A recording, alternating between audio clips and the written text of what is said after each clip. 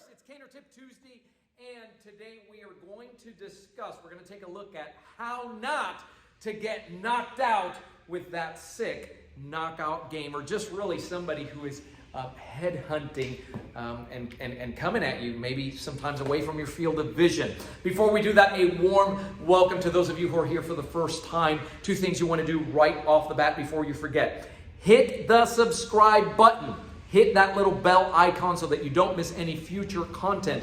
And avail yourself of the free resource that is the Cane Clarity Call. That's where we get on the phone with you and talk all things cane, cane related, cane training, which is the real equalizer. So you can have all your questions answered. This is an invaluable call, but especially when you're just starting off. You don't know what cane to get. You don't know how to get cane trained. I don't have any instructors in my area. How can we make this happen? You'll walk out of there with a blueprint and know exactly what to do. Go ahead and text the letters CCC to 305-745-7839. You know what I'm talking about when I say the knockout game? You can go ahead and look it up, and they're so, it's been filmed so many times on YouTube, but essentially you might be at a checkout counter, and it's happening a lot, with the over 60 population, and here comes a young punk, maybe related to gang initiation or whatever it is, and they just come from left field, and they shoot for your head, because obviously they do that, you're knocked out. And so we have a preoccupation, make it a priority to protect the computer, because if you get hit here, you're disoriented, and then they can do whatever they want, right? So really sick. So let's take a look at three things to keep in mind when something just doesn't feel right. So I got to tell you straight off the bat, we're in Miami here. It's hot. It's humid. If I'm at the line at the bank and somebody walks in with a New York Giants hoodie on, right, in the middle of June, July, something just tells me it doesn't feel right. I don't know about you, but I'm out of there. And so it's that inner voice that tells you, boy, that just doesn't feel right. And what do?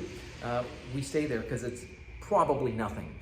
And so we don't trust that. And so the first thing is, if at all possible, when you pick up on something like that, something doesn't feel right, you gotta go with that.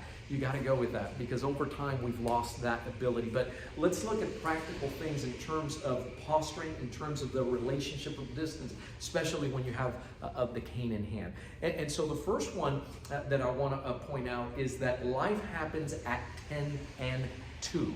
Right, so if I ask you what's good for you, you can just come back like a reflex and say 10 and 2.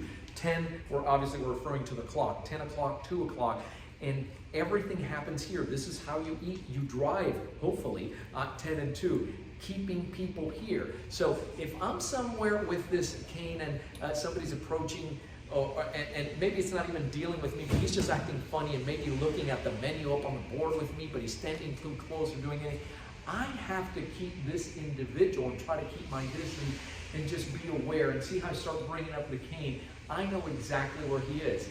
If this fellow does the following and he starts getting out of my, I can't see this guy anymore. And if I wasn't feeling good when he was here, why have I allowed this to happen? And so you don't have to be obvious, because the feeling that you have, and assuming that you can't get out of here right now, you're not going to go ahead and spring into action, but we call it tracking, a simple pivot, right, that has me, now I have him back in my 10 and 2, I know where he's at. Notice that I have both hands on the cane, so that if I have to go one way or another or catch something, I have both hands here, and I can do this either way, to either side. So I practice this tracking.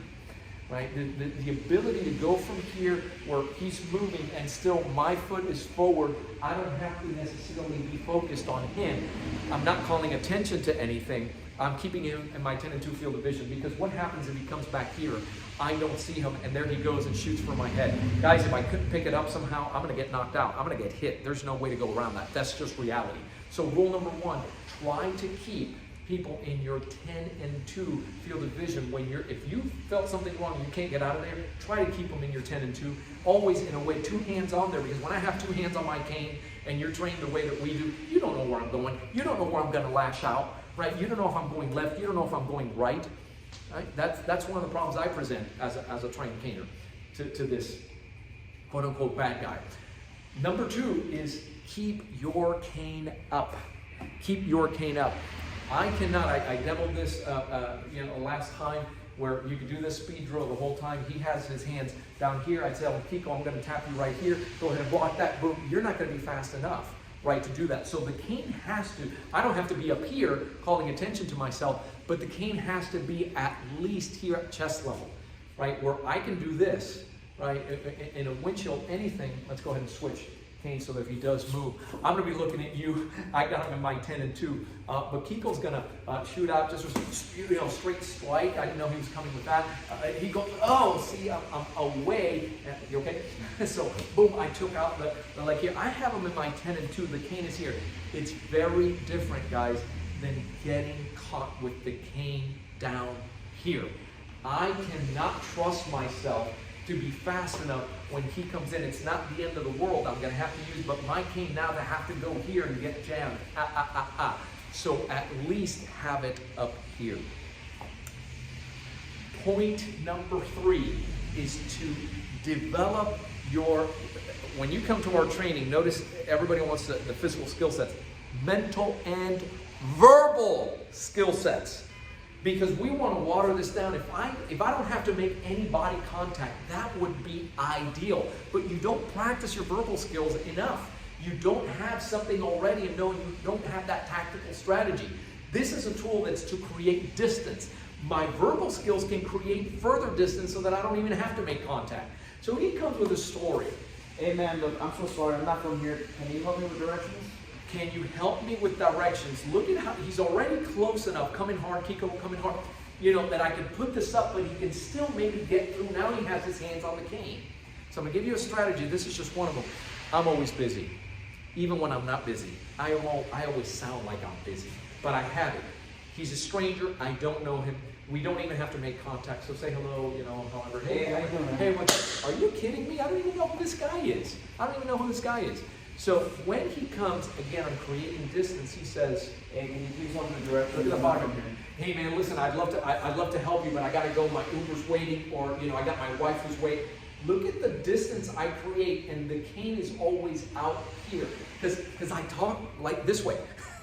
with the cane. Hey, listen, I can't, but see how I'm creating, and I don't turn my back on him in creating that space. Hey, listen, notice also that I don't back up in a straight line. I don't know what's behind me. I don't want to trip over a chair. So I'm over here, and if need be, as I'm stepping, if he moves, back up, boom, I can explode from there because our training, just take the power shot template alone, trains us with the ability to move forward and back, right, and tighten the guard zone so that we can explode from there. So those 3 things, keeping people in your 10 and 2 field of vision, having the cane once you're not feeling comfortable. If you can't get out, if you can get out, then just get out.